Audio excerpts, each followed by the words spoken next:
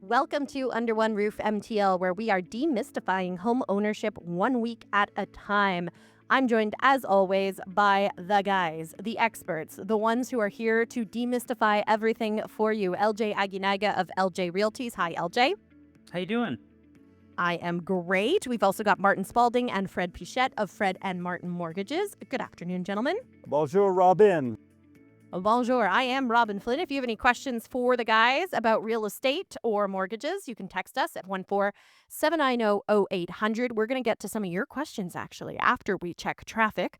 But first, we have a question for you.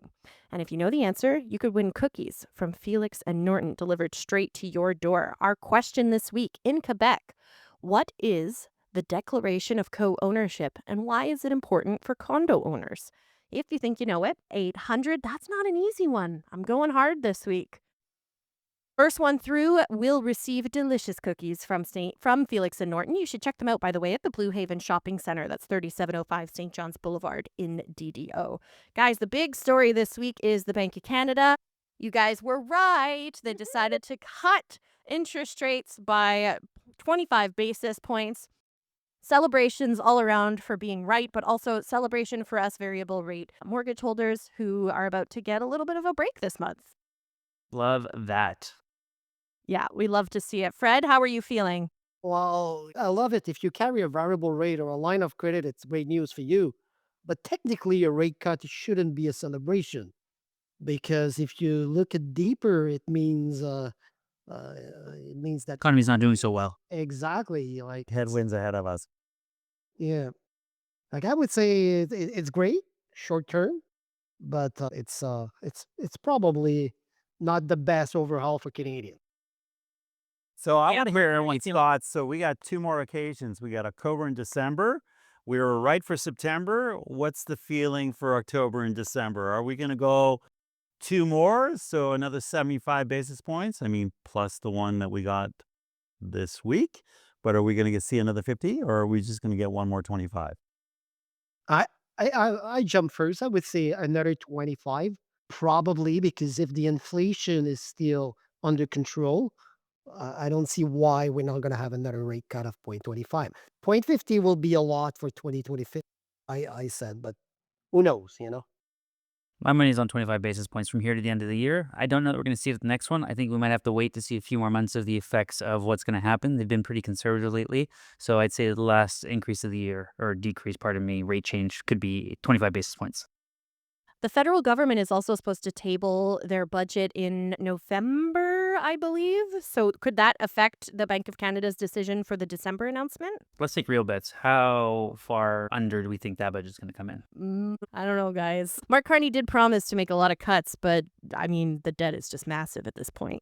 I think there's a lot of spending. And I think as much as he's going to cut, he's going to spend more than he's going to cut.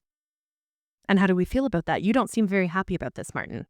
No, I think we need to shift our dependency on the American economy, and we need to diversify our trading partners. We're not out of the tariff war. Kuzmit is starting. The negotiations for Kuzmit are just starting. I think that we still got a rough way to go.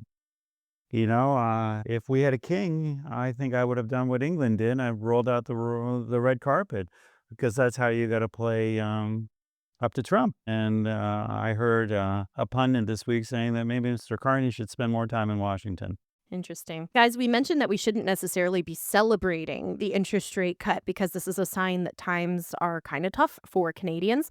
Well, Statistics Canada actually said that the amount that Canadians owe relative to their income has ticked up even higher in the second quarter. People's debt is growing faster than their income, which is worrisome because we don't want to be accruing a ton of debt. But that's just a sign of the times. I'm stoked to save probably almost $100 a month on my mortgage with this latest interest rate cut. I mean, over a course of a couple months, that's going to pay for Peyton's Irish dancing lessons. That's how I see it. So that's, Love that. nothing for me. Not small change for me. But lots of people are going into debt, and that's not a good thing. I think the reality is, because people have been carrying debt, and as Martin likes to remind us, credit card debt is compounded daily. that interest compounded daily, it's just a snowball effect, right? It starts off small and it keeps going down that mountain and keeps collecting steam and getting bigger and bigger. And ultimately, even if their spending habits have not changed, they now have a growing interest obligation every single month, which is putting them further in debt effectively. It's just a reality of what we've been seeing, and with the cost of berries that have obviously skyrocketed with everything else, it's just the reality is that no matter what you try and do, things are way too expensive, especially compared to what they were 5 years ago, even. Fred, Martin, you guys are looking at people's credit reports all the time. Are you seeing more debt? Robin, it's pretty scary sometimes, to be quite honest. I don't judge anyone because, as LJ say, inflation is there. The cost of living has increased a lot, but again, I don't think it's the right decision sometimes to put everything on your credit cards because you could be overwhelmed by the interest very quickly. Yeah, I think you can't push it forward. It's not going to go away on its own. So what you have to do is you have to take action. And what we've been seeing a lot of lately, obviously property values have gone up. So that means generally you've got more equity in your house. If you're carrying a lot of bad credit debt, then use some of that equity, refinance your home, consolidate everything under a mortgage, and you'll be better off. Long term, obviously you're now amortizing your debt over a longer period of time. But instantaneously, if you refinance, you should improve your cash flow, and the secret to all this is not to find yourself in the same situation 2 years later. Because we warn people, you can do this once, but don't call us back in 2 years and want to do it again because there just won't be enough equity and or you just won't be able to requalify to refinance again. And we just had a client do that to themselves. Obviously, a bit of bad luck, some unexpected expenses. We refinanced them 2 years ago, put them back on the straight and narrow, called us back, and unfortunately now he's probably going to have to sell his house. I know it's tough. It's really tough. Question for you, because my mortgage comes up next year, August of 2026. So I'm already thinking ahead because you guys have trained me well to start planning ahead and track what's going on. Am I going to switch to a fixed? I'm not sure. My husband and I do have a little bit of credit card debt because it's been, rough few years for everybody. So we were looking at, okay, maybe we'll refinance, pull out some equity. But I'm curious, as a self-employed person, would I even be eligible to refinance based on the fact that I'm self-employed and obviously don't have a traditional employer? Well, Robin, that's a good question. And it's great that you're thinking about it right now because the way we qualify self employed people, it's an average of 2 years of their T1 general, what they declare to the government, which is it's harder. If you just became self employed, it could be harder to refinance you and clear all your debt. But it's not impossible. We have a lot of options. But yes, you should be worried a little bit about it. And what's really important, sorry, is the last 2 years, not the current year, not what you're projected to make this year. It's the average of the last 2 years. Because we have another client that called us up. Well, I'm going to make X amount of money this year. Well, what you're going to make this year won't help you this year. It's what you made last year and the year previous to that. Makes a lot of sense. By the way, if you're interested in purchasing a multiplex so that you can have some passive income rolling in, or if you already own a multiplex and you just want someone to take over managing everything, give the Plex Doctor a call. You can reach them at 514-709-6397. Visit their website at plexdoctor.com. Still to come, duplexes, triplexes, condos. Which investment property offers the best return in Montreal? We'll find out after we check traffic. I'm Robin, that's Fred, that's Martin, that is LJ. You're listening to Under One Roof on MTL. Your questions, 514-790-0800. If ever you have a question, you can text it in or you can even give us a call if you feel like it.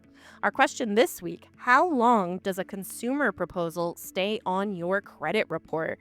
Fred, Martin, I know this is something that you've been dealing with. People are often surprised that after they declare bankruptcy, it stays on your Equifax and TransUnion report for quite a while. Well, there's a difference between bankruptcy and consumer proposal. Pardon me. So, a consumer proposal is you've negotiated to pay less than what your debts were, and a bankruptcy is you're not paying a thing. So that's the big difference. One is worse than the other.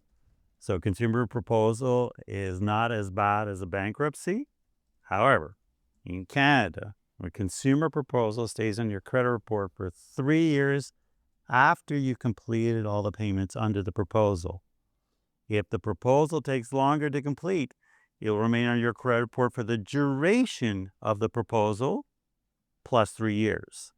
So there are two credit bureaus. There are Equifax and TransUnion. Those are the two major credit bureaus in Canada. And what you get is a note on your credit report called an R7. And an R9 is a bankruptcy. So consumer proposal is an R7. An R7 indicates to the lender that you've got an active consumer proposal. And so that is a red flag, and that is something that you need to address. In other words, you've negotiated your debts, you're paying them off. Once they're paid off, you got that 3 years.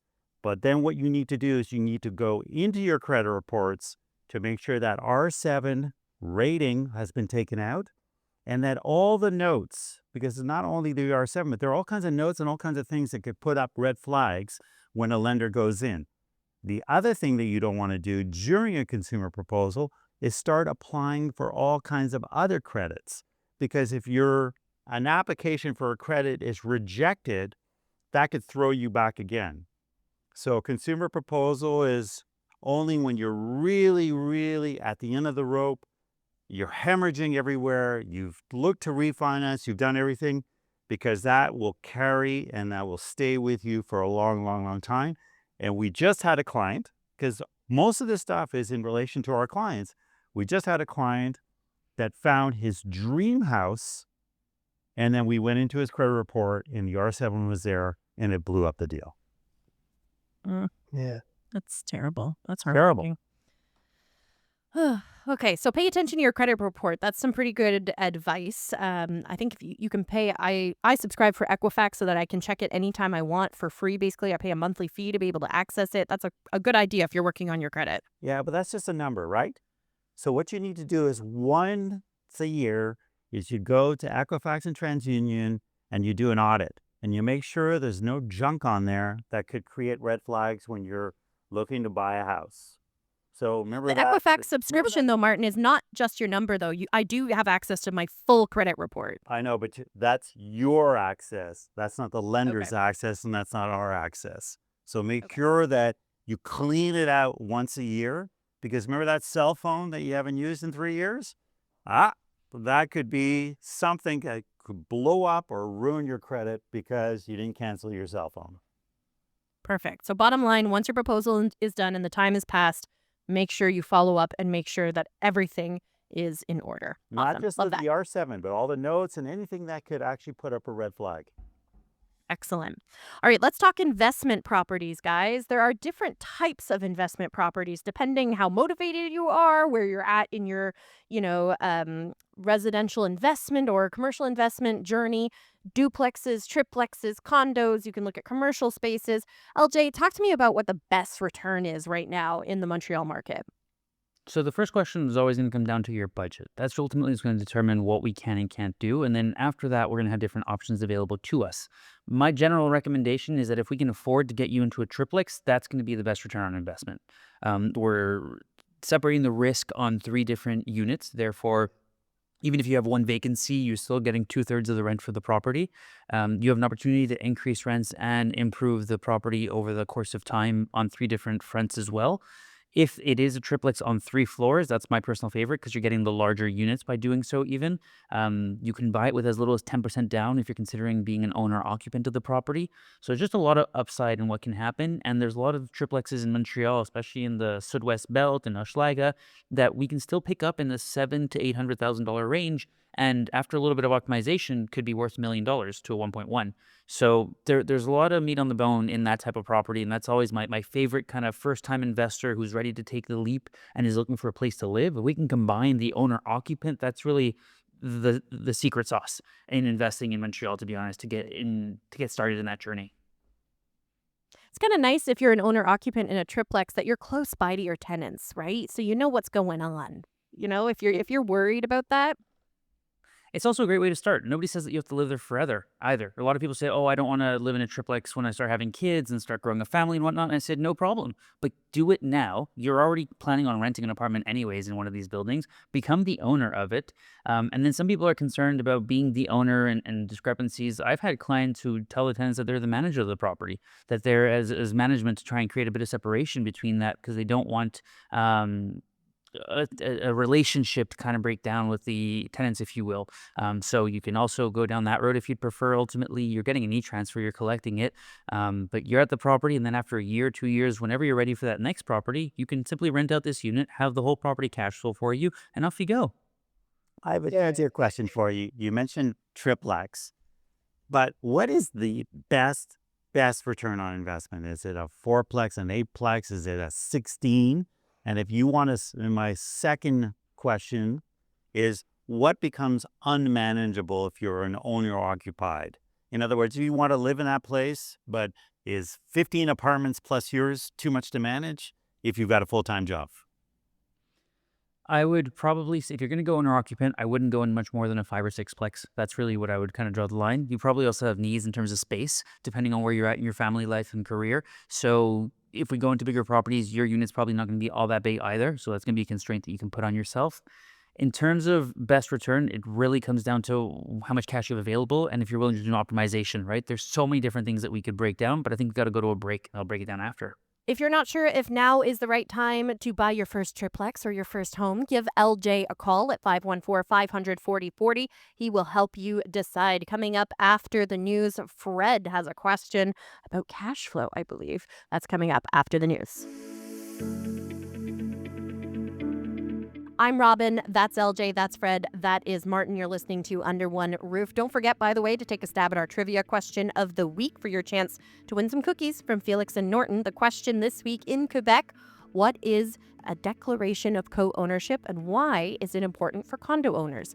514-790-0800. If you think you know it, we'll have the answer and the winner a little bit later on in the show. Before we get to our roundtable on choosing the right mortgage strategy for you, Fred, you had a question for LJ about investment properties. Well, just before the break, I just want to add up. Like LJ says, the triplex it's a very good investment, and I believe in that too because putting buying a 3 unit potentially rental later on with only 10% as a owner occupied, it's amazing. It's great. Like LJ, I think back in the days, a lot of people were buying a condo as a second property, but now I think people shift. Like we get calls all the time.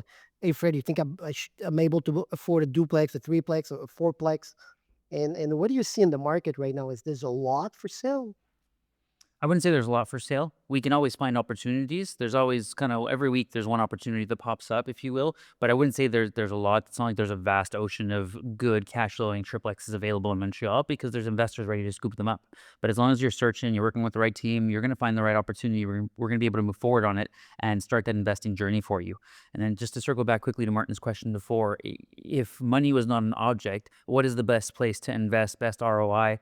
I'd probably say looking for a property that's in the 12 to 18 unit range. That way we can get probably a live-in concierge. It'll really simplify management for you if you want to be very hands-off. There's probably good rent optimization potential on that property still as well because a lot of these units have not been renovated significantly and have not had large rental increases over the years. So if you do have that flexibility, that's where I would go. But I wouldn't start with that. I'd start probably the triplex or fourplex to understand what managing a property looks like, what rent collection is, what managing tenants is like, before you go straight into that next level, unless you're willing to offload all of the management to a professional property management company who will be your support system and who will be there to help you optimize and improve the property.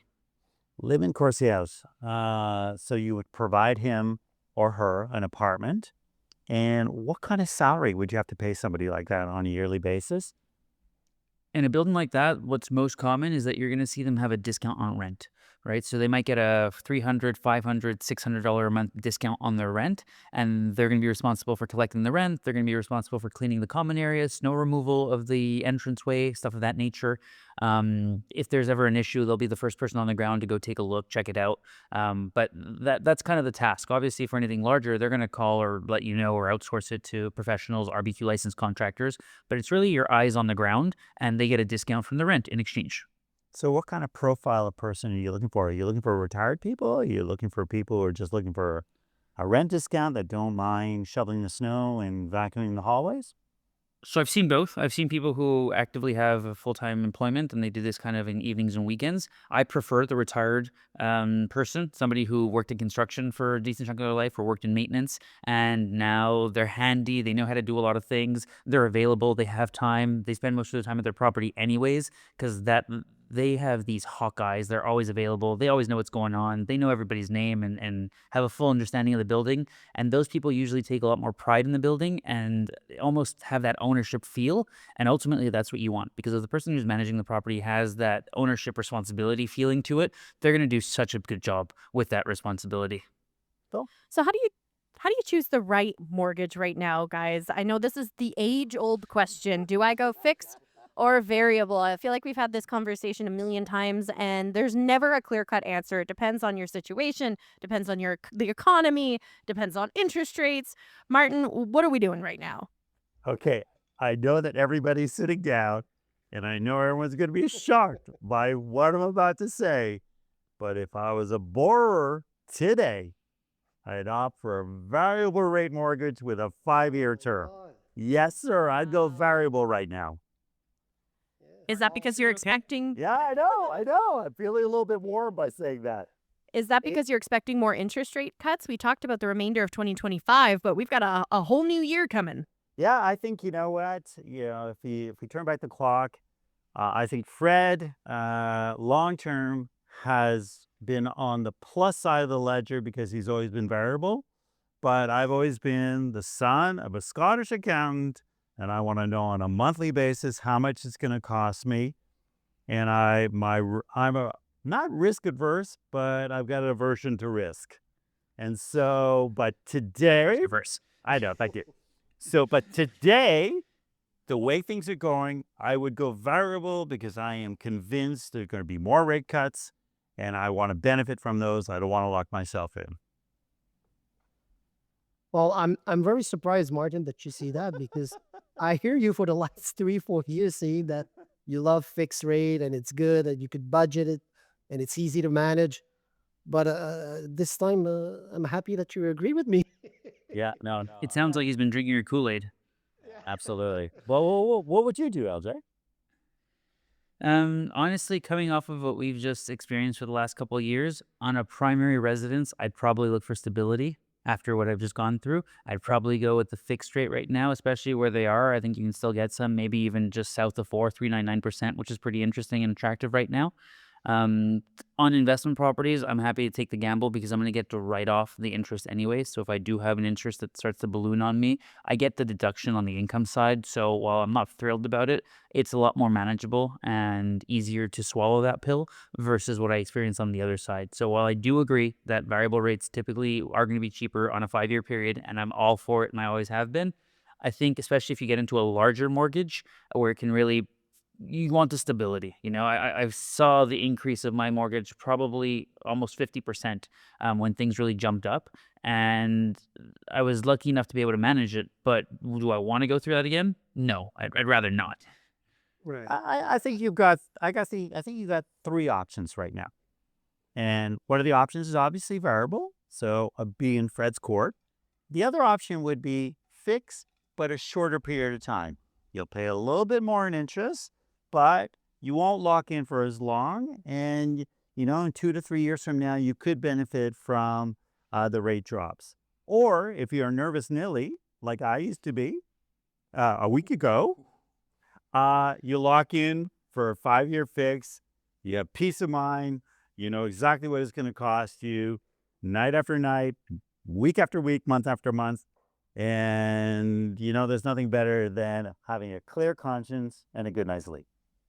Now, one thing I want to clarify again, because I've been having this same conversation with my friends, and I love that I can answer this question now.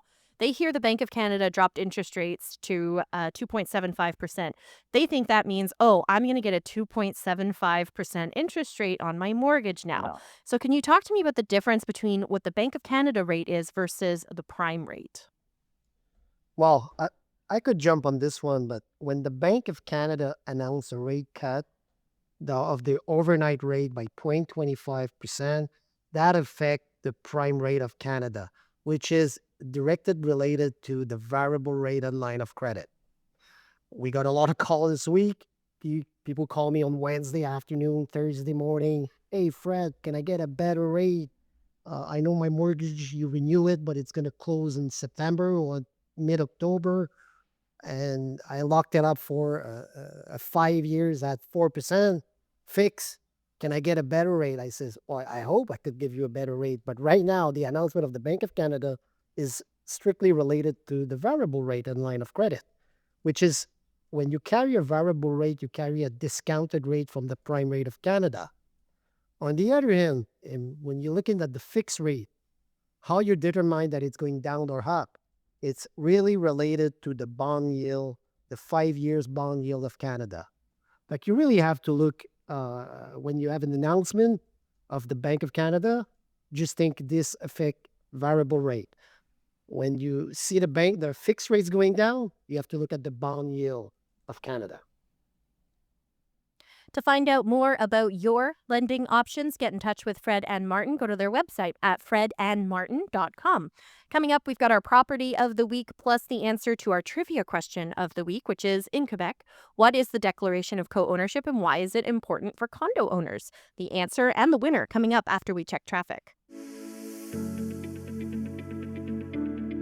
I'm Robin, that's Fred, that's Martin, that is LJ. It's time now for our property of the week. Which part of the city are we going into this week, LJ? I'm going to bring you all the way over to St. Henry. So discover timeless charm and modern comfort in the heart of St. Henry.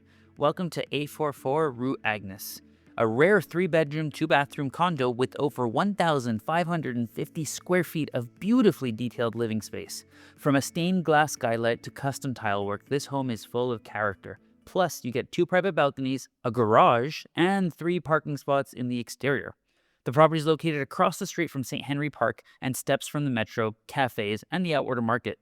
This is city living without compromise. It's listed at $1.1 million. Book your visit today at ljrealties.com or call us at 514-500-4040. Before we go too far, my favorite restaurant in that area is probably the Sauté Brothers. Always a good time, always great food, always good vibes. And then I do want to highlight that we've got 2 other open houses happening. So we're going to have an open house at 58 Rue Ashmore in Chateauguay from 2 to 4 p.m. Come by, check out this beautiful bungalow. Same owner for the last 49 years, if you can believe it. She's taking great care of the property. Amazing property if you're looking to get into the market. And then we've got another condo in Hochelaga, 590 Rue Nicolet.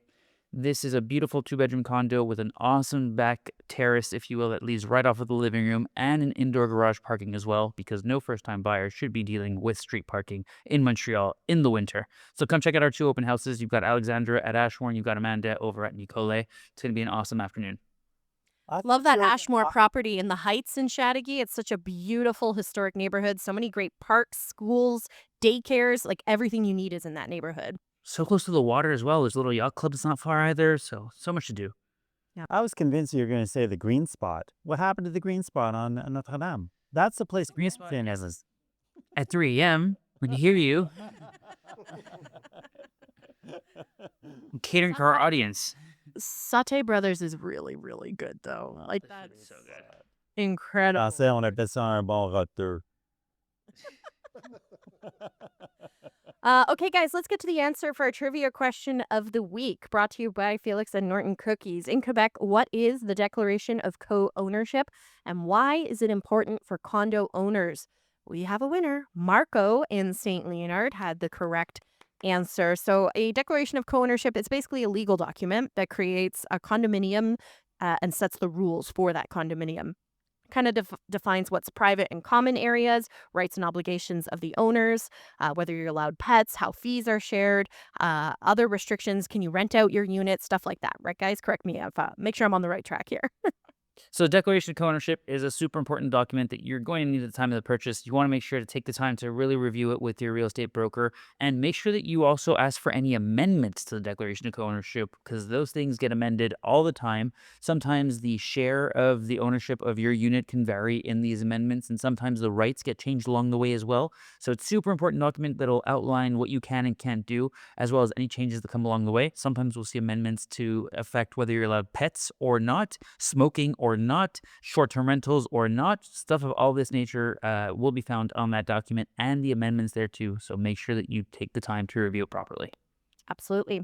That pretty much does it for us for this week. If you have a question, you can get your answer featured on the show by emailing us at info@underoneroofmtl.com. In the meantime, you can also reach out to LJ, Fred, and Martin individually for personalized one-on-one advice. LJ, where do people go to get in touch with you?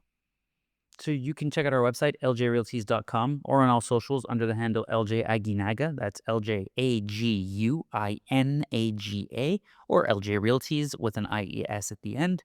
You can also call or text me at 514-500-4040. If you'd like to book a meeting with me, feel free to go to meetwithlj.com.